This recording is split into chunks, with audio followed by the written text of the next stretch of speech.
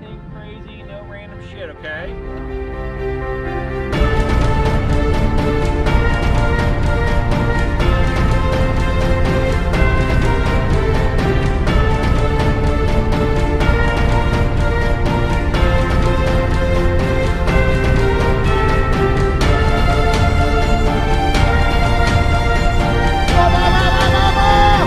I had my own strategy. I was actually working for you guys. So what I did at the last moment, I just pulled back.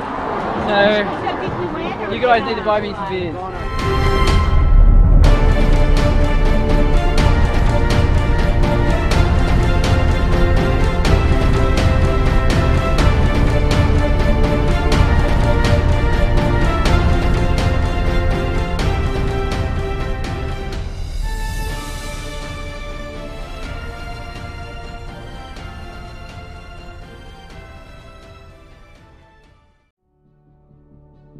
What is it about riding a bike that is so liberating? What unites us all is the craving for that special feeling.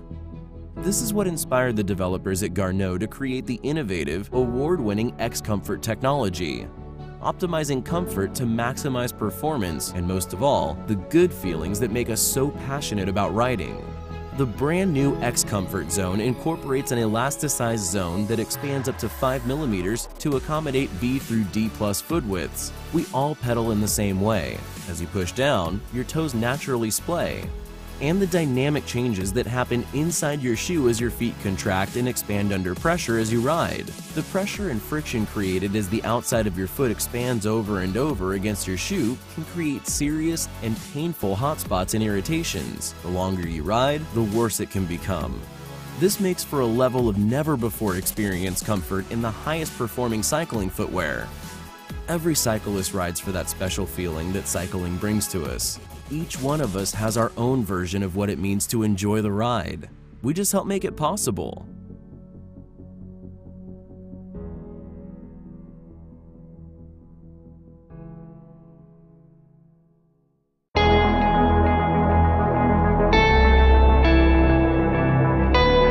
Esports. We love to play. Since the 1980s, video games and competitive gameplay have been part of our Western culture. The video arcade, the Atari, Nintendo, PlayStation, even PC gaming are all part of this rich cultural lineage of play. We play ourselves, we watch, we even compete. What makes an esport? Well, any individual or team game that can be played on a level playing field in competition, whether that's live or online. Still alive! Charm's gonna land onto him! Is he gonna be able to walk away? Baker is still running, still damaging him! There's another turn, and expansion goes down! While there are half a dozen top-tier esports, more than 100 different titles are being played competitively around the world. Esports break all boundaries. They're played by men and women across cultures and can be played on consoles, PCs, and even mobile devices. Esports are truly a world sport. Over the last decade, we've seen interest, broadcasting, and live events eclipse those of their traditional sport counterparts. Esports are a massive draw. We love to watch them live, and we love to watch them stream. For people under 30, video games are the most popular media industry in the world, more popular than television, music, or movies. But competitive video game play is not just something we do, it's something we watch. In 2016, more people watched the League of Legends Championships than the World Series, the NBA Championships, or the Stanley Cup playoffs.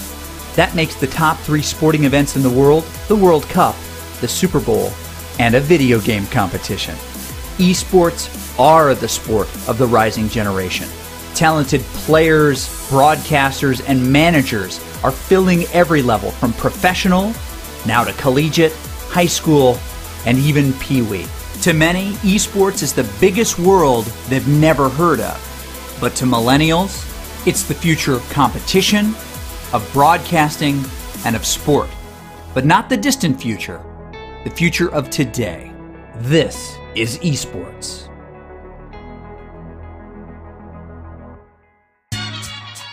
We're on a journey and we're going by bike. Bicycles set people free. It starts as kids when bikes set us free to explore the edges of our neighborhood. It continues into adulthood when weekend rides set our minds free from work and worry. It's the reason why still today bikes are at the heart of everything we do. Through our products, we propel bike lovers forward, be it in pursuit of personal enjoyment or peak performance. Through our business approach, we strengthen our community in Madison, Wisconsin, where we design and build the vast majority of our American-made products. Through our advocacy, we promote healthier, happier, bike-smart communities, both locally and nationally. We set out on this journey the day Sarah and Chris combined names to form Saris. So grab a bike and join us.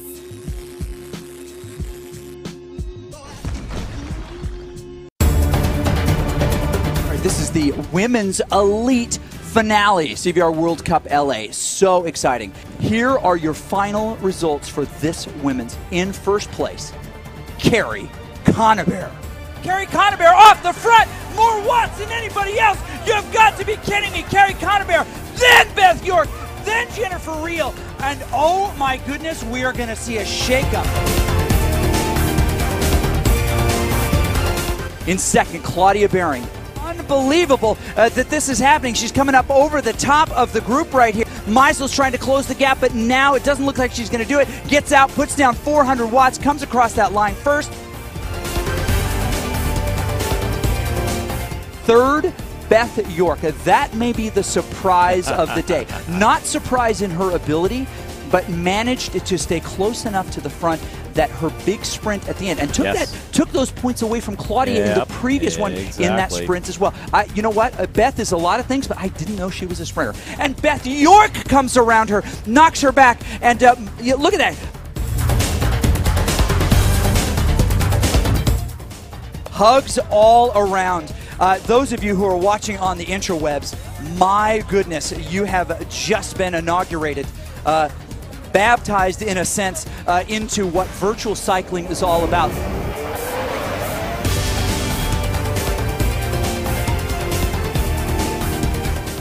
The hardest video game ever.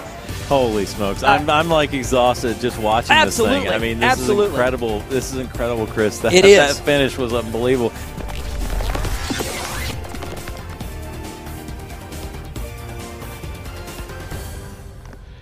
Greetings, CVR race fans.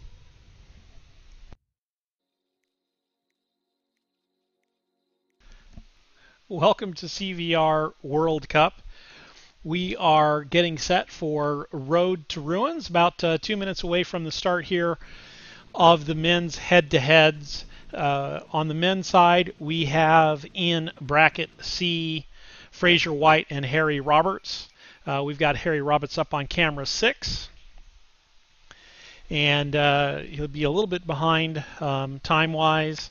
And then we've got Shane Gaffney, who is telling us on camera 4 at the start that his helicopter, otherwise known as OBS, is having a little bit of a problem, so he won't be streaming. And then Austin Brink is camping, so he's on Wi-Fi and a camera. Lugged his 40-pound trainer along with him so that he could race today. We'll certainly be keeping an eye on them through our virtual watchers here at CVR World Cup. And so that's the men's A bracket, Shane Gaffney and Bjorn Osenbrink.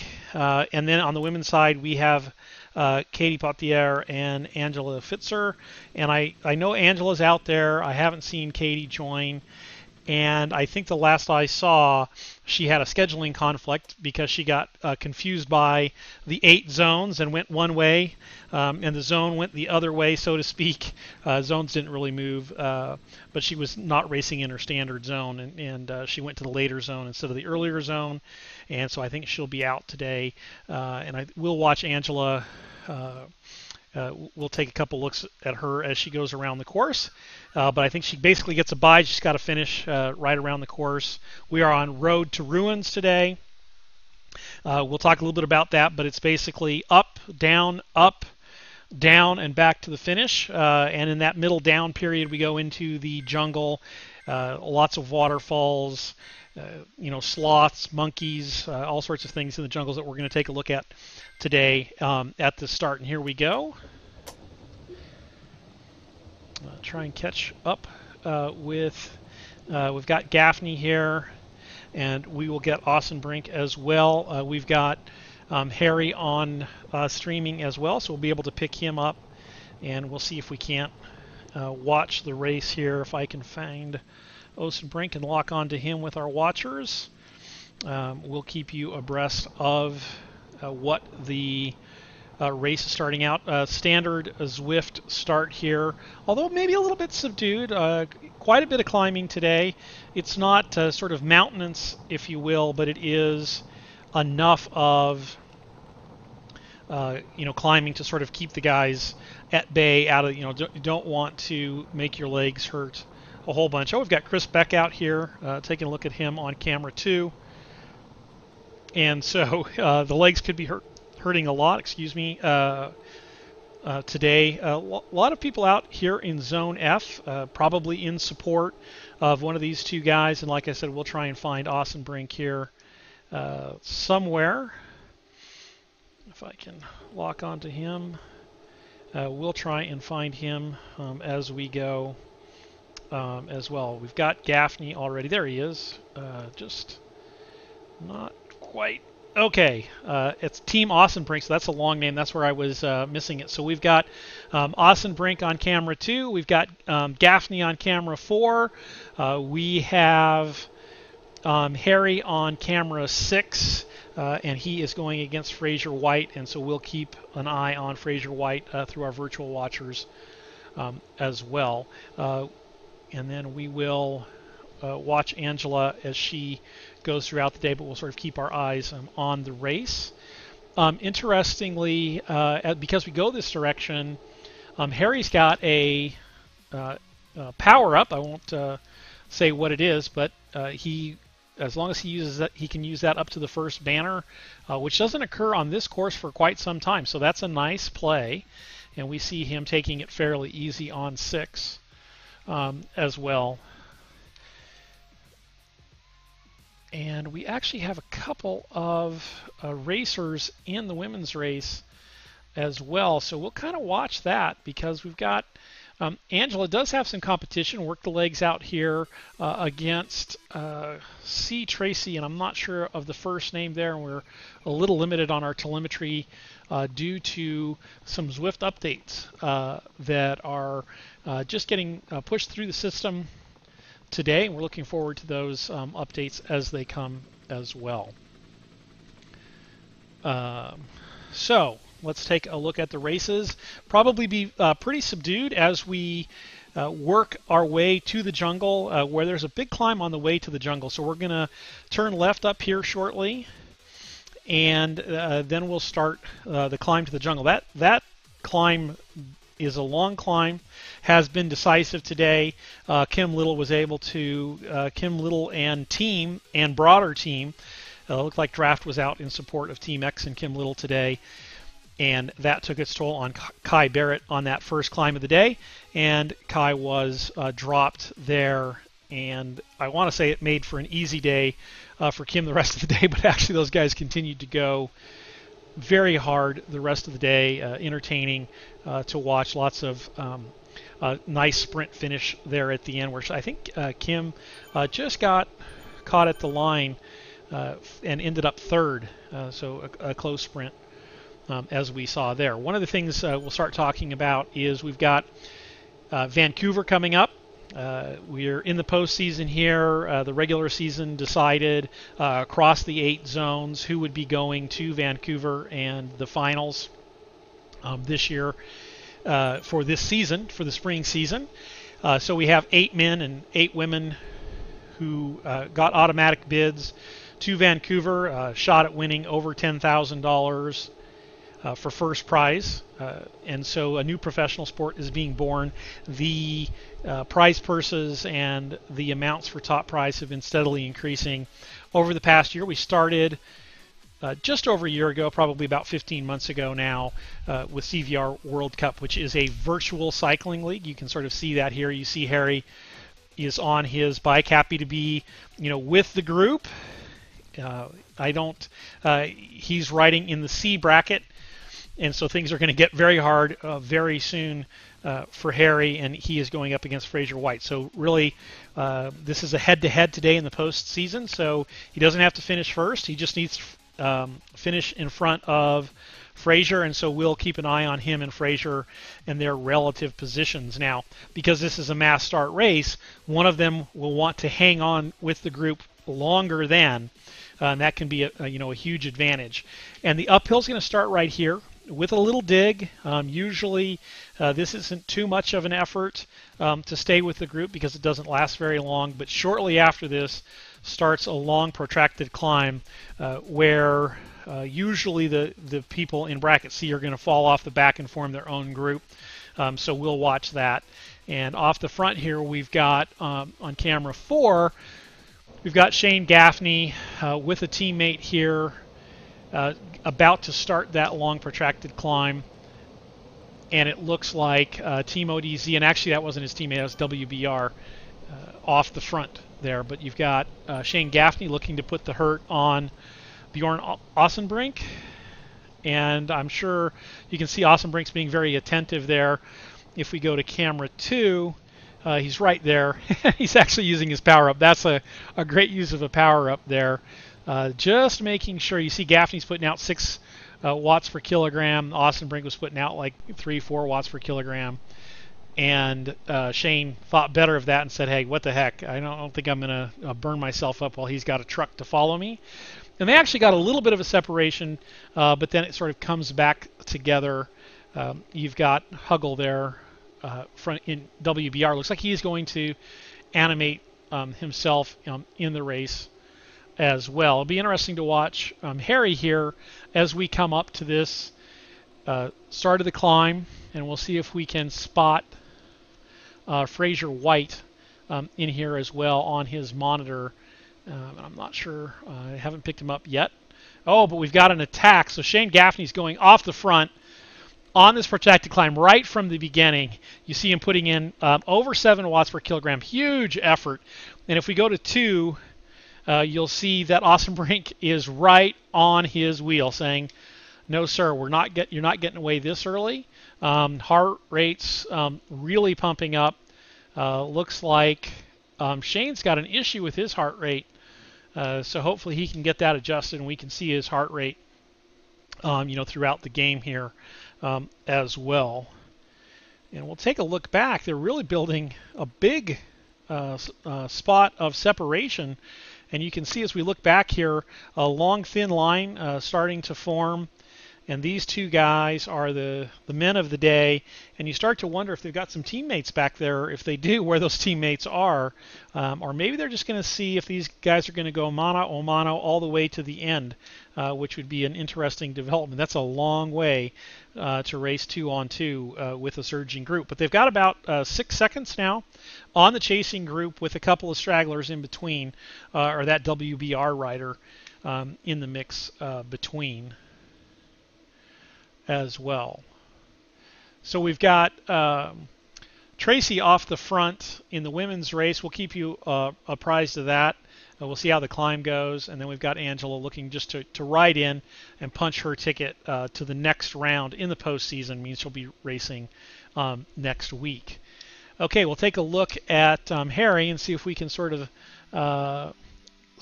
spot where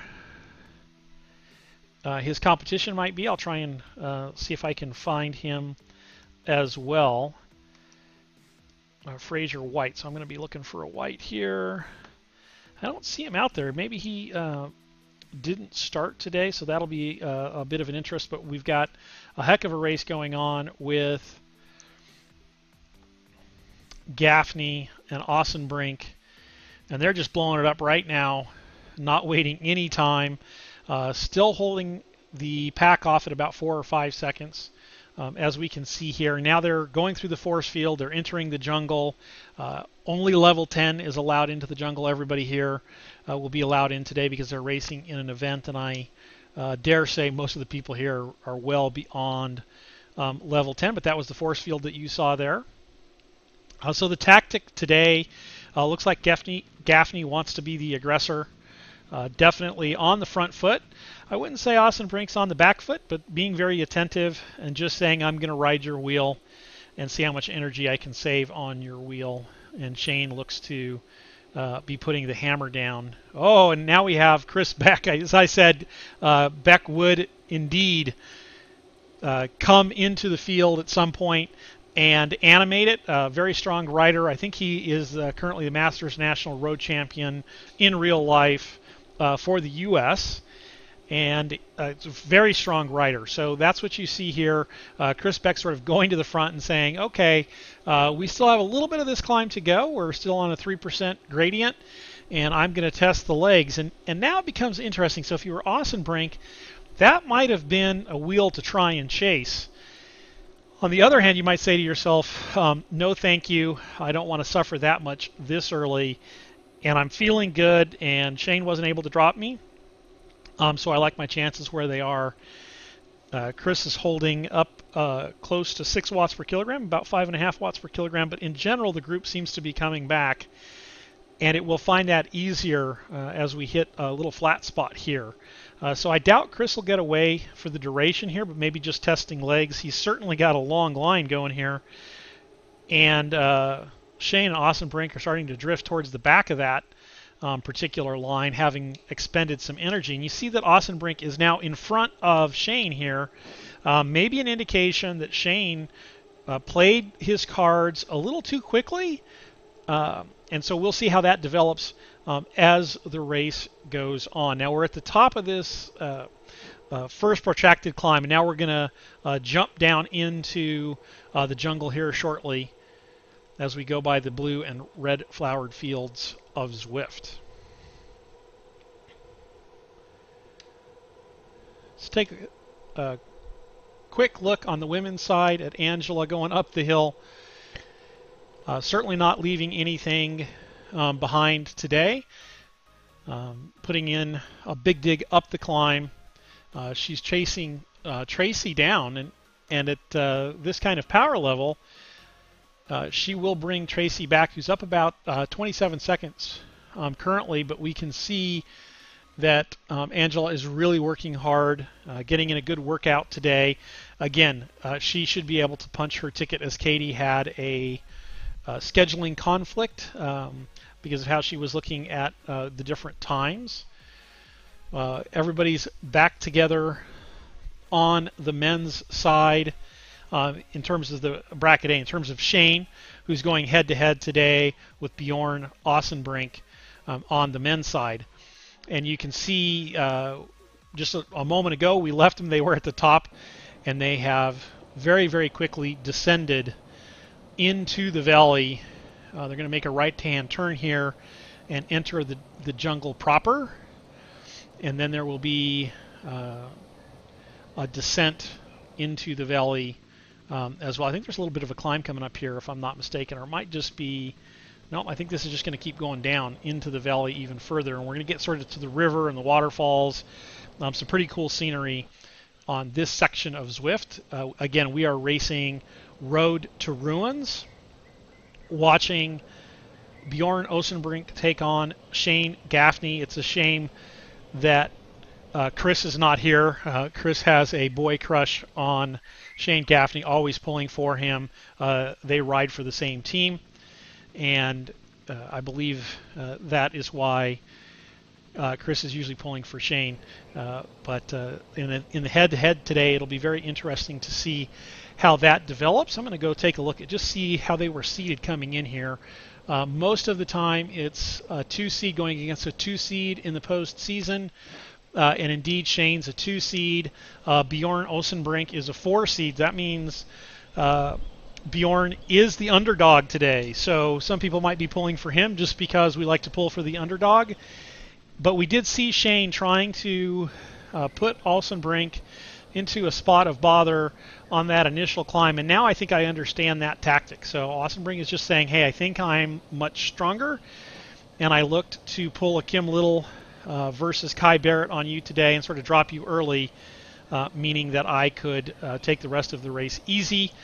Fortunately for us, that didn't quite work out, and we get to watch this race. It'll be interesting to see how the next climb develops. Now, I think that you're going to see, we've also got Fraser White up here in the group still, and so it looks like, if we go by the sloth there, it looks like Fraser White is out today, and unfortunately for Harry Roberts, he is off the back about a minute or so, I think, at least 30 seconds for sure, but I think it's even a little bit longer in that group. And so it looks like his day is going to be over. I'm going to go look at the seeds for that and see how that plays as well. But we really appreciate Harry Roberts streaming today. Lots of viewership over the past few weeks.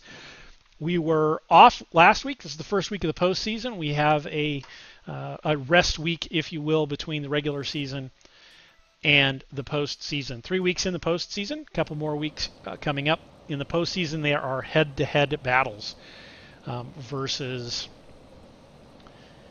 the standard racing, where it's a points-based system for where you finish against the entire group. Just going to take a quick look here. Harry and Fraser are from different zones in the postseason. They each won their zone. So first of all, congratulations to Harry and Fraser on winning their zones. And then the postseason decides the global champion. So each of these individuals won their zones. And it looks like Fraser's got the upper hand today at advancing in the postseason in the global tournament. But CVR World Cup is a global tournament.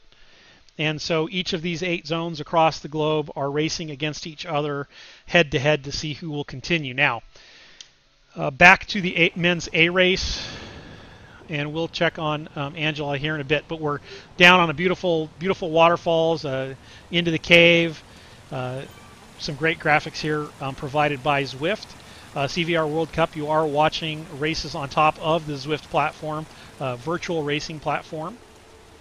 Well, it's a virtual cycling platform. Zwift is about fitness. We can tell you a little bit more if you look at these are real people racing on real bikes. They are connected to virtual trainers that convert their physical analog efforts into digital signals and injects them into a virtual world, and that's what we're watching here today. At the moment, Shane had a little bit some problems with his helicopter feed today, otherwise known as OBS, Open Broadcaster Studio, which is what most of the streamers stream with in CVR World Cup. And so we're sort of down at the bottom. You see we're down here at the low point, and we're going to climb out of this. And I expect that Shane is going to try and drop Bjorn off the back again. And if he doesn't, things start to get a little bit dicey for Shane, because I don't know how well Austin Brink sprints, and I don't know if Shane knows either. So you have to sort of edge towards he's a sprinter type, and then that makes you start to be really nervous. So I expect Shane to go all out here, and big effort. I don't see any other Team ODZ players out in support of Shane at the moment. A little bit surprised that maybe Justin Wagner or somebody from Team ODZ isn't out here in support. We see a lot of that in the postseason, and it can make a huge difference. We saw that with Team X and Kim Little. I think maybe Team X getting a little bit tired of me talking about how they were the premier team and the team that exercised the most teamwork, and how now it's draft and Team X seems to be not doing as much teamwork as of late. But today, in force in a couple of zones, they rode for Jeff Rooney in Zone A, and then they rode for Kim Little in Zone E, and successfully so. So Team X still knows how to execute the team tactics, and they're coming out in force in the postseason. Last postseason, it was Team PTZ that was the team that with the mostest in the postseason, And right now it looks like Team X might be the team with the mostest in the postseason. Now, I'm a little bit biased. Full disclosure, I am a Team X member and actually was a founder of Team X. So I can both go on both sides of that fence. I can talk a little bit more trash, as one might say, about Team X than I might otherwise. And you should also know that when I'm saying they're doing a good job, that I could be a little bit biased in that as well. Okay, we started the climb. We're on a 3% gradient. Everybody's sort of taking it easy here, so I find that fairly interesting. We see Ossenbrink putting in a bit of a dig just to move to the front there. That was sort of interesting. I thought maybe he was going to go for an attack, but I think he just wanted to get appropriately positioned here in the group. And that has animated Chris Beck, and Chris Beck might just put the pedal to the metal here. Nope. So I think they're going to wait a little bit longer as they do this climb. Now, once they reach the top of this climb, you can see there's a little bit of a drop, and we go across a rope bridge. We go across a very deep valley that goes back down to the river, and then there's a little bit of a climb out of that, but I don't think that's adequate to, really drop anybody. It certainly doesn't look like Ossenbrink is in that much trouble. But hopefully what we can do here is get Shane. Still don't see a heart rate on Shane, so we'll have to check with the officials, but that could be troublesome. That could spell trouble for Shane not having his heart rate today. So that would definitely be a bummer if a technical puts Shane out of the postseason. But anyway, let's watch the racing and hope that the racing decides this and not a technical issue as well. Now, because Chris is sitting in here, we do see Huggle off the front. Been very animated. I think he wants to win today. He is not in the postseason tournament per se, but you can certainly still win the race. And as a WBR rider, looking to get some airtime for World Bicycle Relief, great cause, one that CVR World Cup has supported as well. So take a look at World Bicycle Relief and look at the both the actual World Bicycle Relief proper and then the WBR team itself and the WBR club. A great club. I think it's one of the largest clubs, if not the largest club, on Zwift. And shout out to them. They do some great work, and at least once a year they put on some great events and some fundraising for World Bicycle Relief, and I think in general their fundraising throughout the year, and they hit some amazing numbers with regards to what they've raised, and hopefully WBR will send me some information on just how big those numbers are, and I'll share those in the coming weeks as well. We see a couple WB riders up here on the front. Again, we see Chris Beck make a little bit of a dig there, maybe getting set up for an attack on the other side of this roped bridge. Again, you got the waterfalls on the right-hand side. Some nice scenery here in Zwift again. And let's see on this last little climb if anybody's going to do an attack. And it looks like we've got Woodward off the front trying to instigate something. And now you've got Fraser White, you got Chris Beck, you got Ossenbrink also doing some digs. But again, that was just one of those what I call Zwift terrain digs, where the riders just kind of responding to the terrain, being careful and attentive, and going hard in that particular area. Now, the interesting part of this is this starts to set up for a sprint. So we're going to have a long downhill climb, and what we might look at doing is playing some highlights from LA during this period of time, and talk about Vancouver, the upcoming. So Los Angeles, which happened at the end of March, was what we call the major. There is one major per year. That happened out in Los Angeles. Total prize purse over $72,000 in Vancouver, and we'll run a little bit of a thing in it as well. if we run the highlights, you'll get to see all about Los Angeles and what each person won. In Vancouver, we have at the end of each season, 3 seasons per year in CVR World Cup. At the end of each season, there is a live in-person finale where all the people who normally race virtually from the UK and the Netherlands and Germany, Australia, all over the world, United States, Canada, Mexico, Brazil, you name it, people race it on Zwift. And we're just taking a look here at Angela, still working very hard. And she will punch her ticket today to the postseason as well that we're talking about. So anyway, in Vancouver, we have and while it's not a major, it is one of the 3 finals of the year, a big event, pop prize purse for each of the female and male racers is over $10,000. It's a new professional sport. We'll be talking more about the team developments, the team league that'll start with next season as well.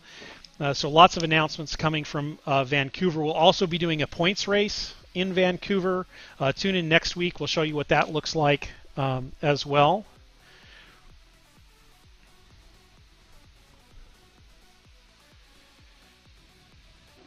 Okay, back to the men's race. We're just going to sort of keep an eye on them as they go downhill.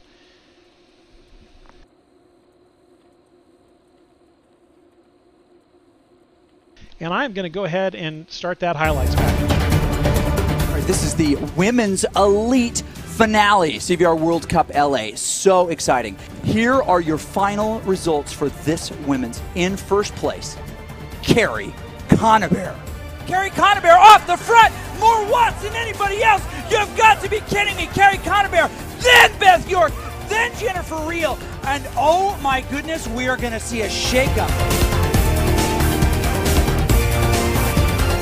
In second, Claudia Behring. Unbelievable that this is happening. She's coming up over the top of the group right here. Meisel's trying to close the gap, but now it doesn't look like she's going to do it. Gets out, puts down 400 watts, comes across that line first. Third, Beth York. That may be the surprise of the day. Not surprise in her ability, but managed to stay close enough to the front that her big sprint at the end, and took those points away from Claudia in the previous one in that sprint as well. You know what? Beth is a lot of things, but I didn't know she was a sprinter. And Beth York comes around her, knocks her back, and look at that. Hugs all around. Those of you who are watching on the interwebs, my goodness, you have just been inaugurated, baptized in a sense into what virtual cycling is all about.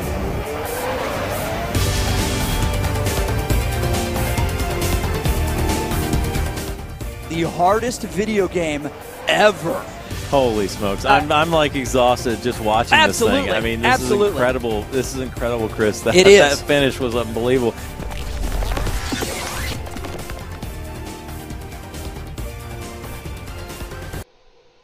Okay, and we're back to the men's race.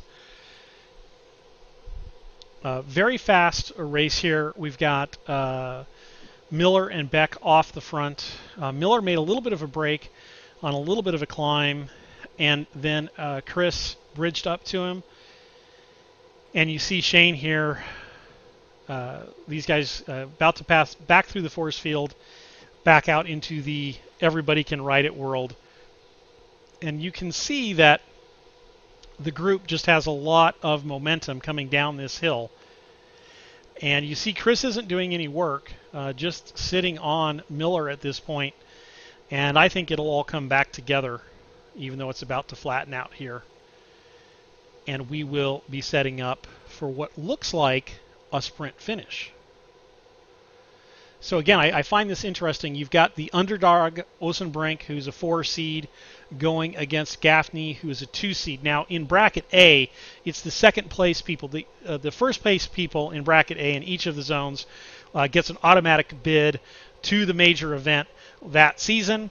The second place people go into a postseason tournament. The winner of that postseason tournament then gets a bid to the next CVR World Cup season's final event. And so that's what you're seeing there as well. Now, things are getting highly animated here.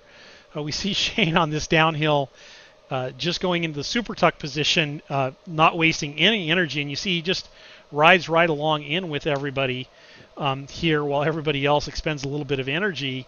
That's a great energy-saving tactic. There are a lot of subtle skills in Zwift. We should talk a little bit about that. So as you can see here, using that energy-saving technique, he's actually shot to the front here on this downhill.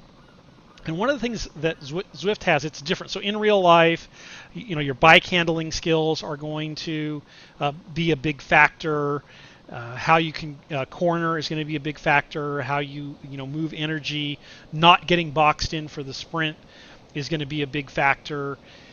So Zwift isn't going to have any of those skills, but it's going to have other skills. How you draft, where you time, the fact that you can sprint through somebody, so to speak, and I was doing air quotes there for those of you who couldn't see me.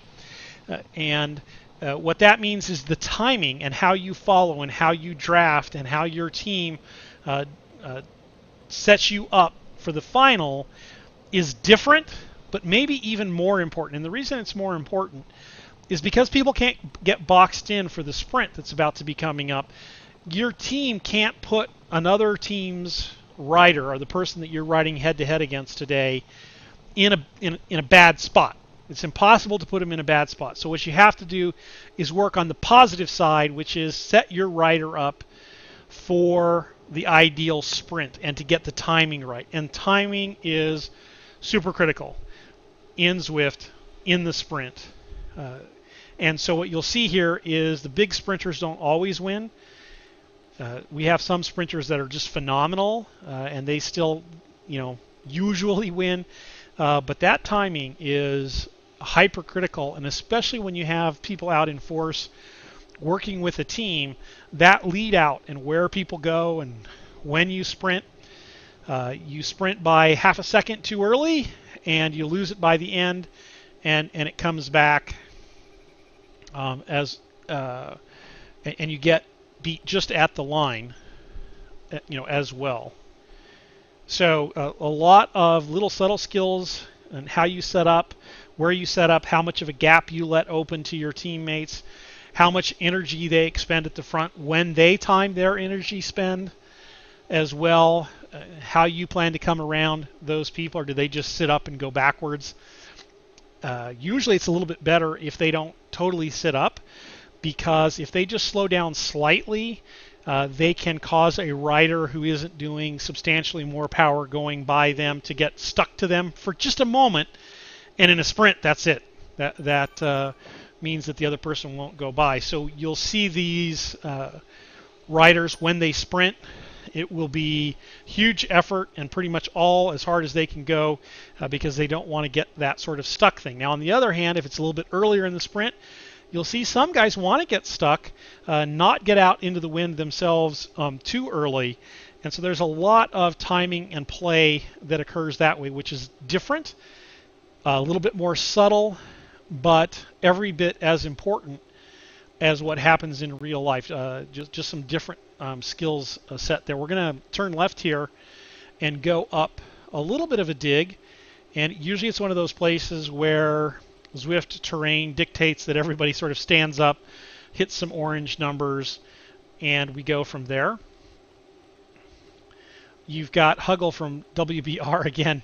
Huggle is bound and determined to make a solo breakaway today, and this would be a good spot to try and get a bit of a break.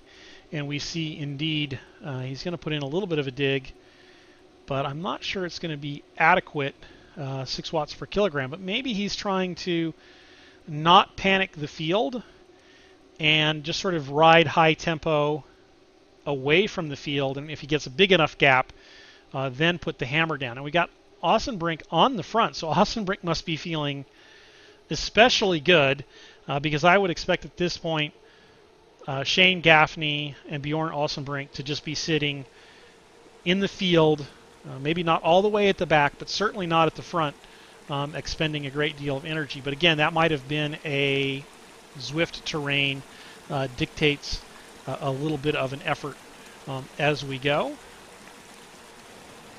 We've got Miller now looking to bridge to Huggle, who's off the front. And now we've got Fraser White of WBR also looking to bridge with a huge effort. And Gaffney sort of thought about it, looks like, following that wheel. And that might have been a play to make, but that was definitely going to be a match you burn. So this makes me think that Gaffney is confident of his sprint today. But you've got Osenbrink right there, these two guys marking each other all the way to the end. And a little bit of a gap opening up there. I was a little bit concerned that they would even let that go away. But sort of staying in here. We see Chris Beck now in front of Gaffney, now doing a big dig. Now, that to me looked like he was waiting for Gaffney, and he wants to bring these guys back. And Gaffney is indeed doing a big effort here. Osenbrink late to respond to that. That could cost him. Very interesting move here, but Beck off the gas. Oh, Osenbrink, I love that move. He said, okay, you think you're going to leave me behind? I'm counterattacking, and Gaffney could be in a spot of bother here. Only producing 4 watts per kilogram, 5.6. He has got to get on his horse and ride right now, ladies and gentlemen, or this is going to be game over, and Osenbrink's going to ride away from him.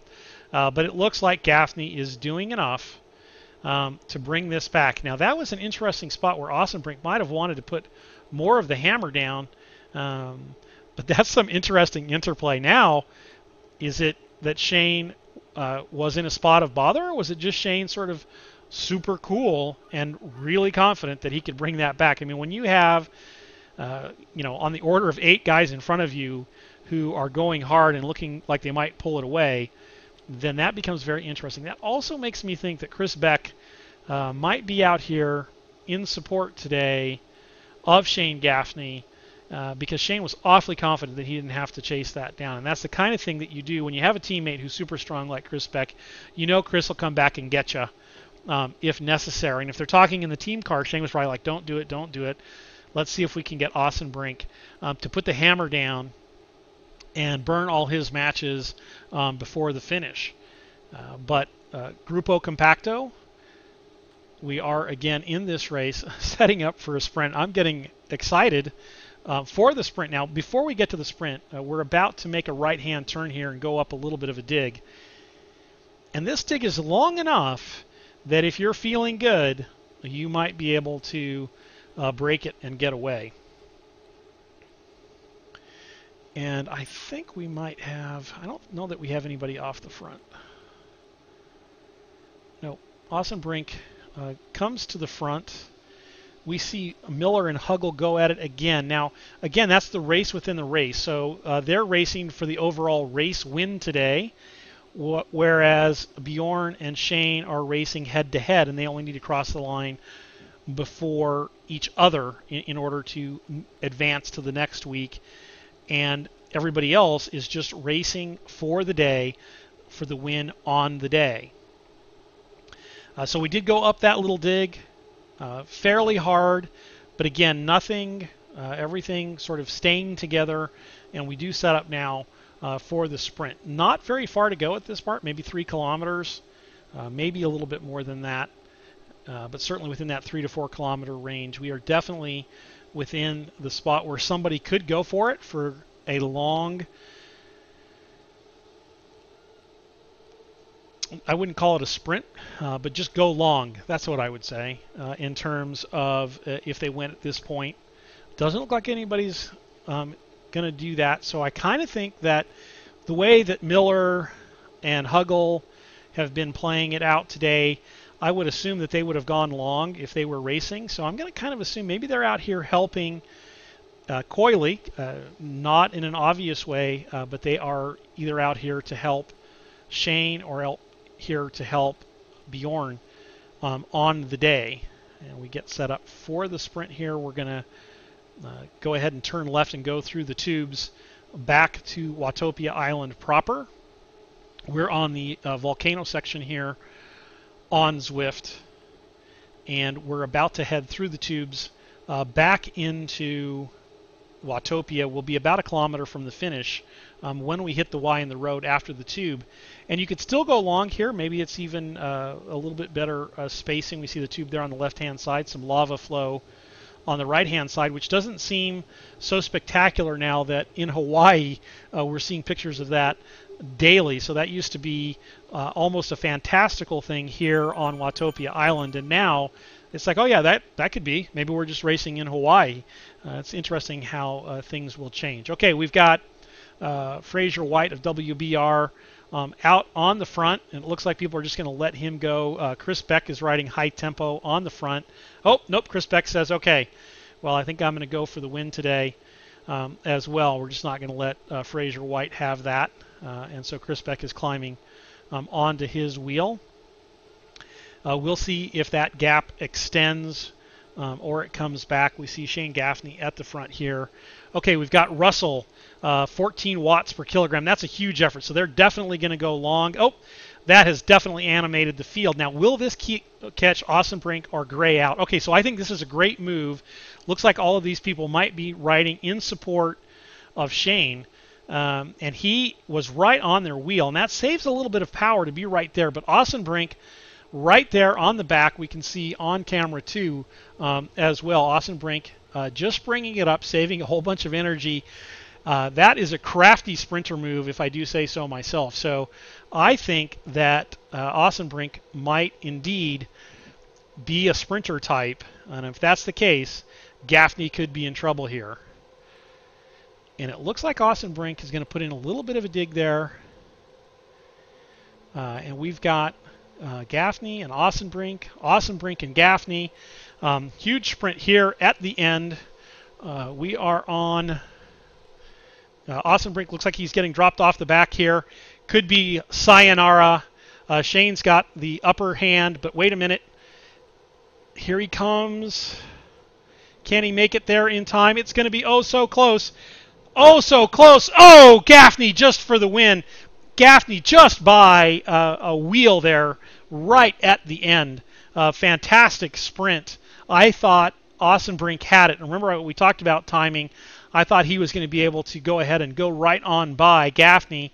I thought he had the timing, but he just didn't have the power today to make it across in terms of that. And I'll see if we have a replay of that. And so we'll just take a look at this replay here real quick of the end.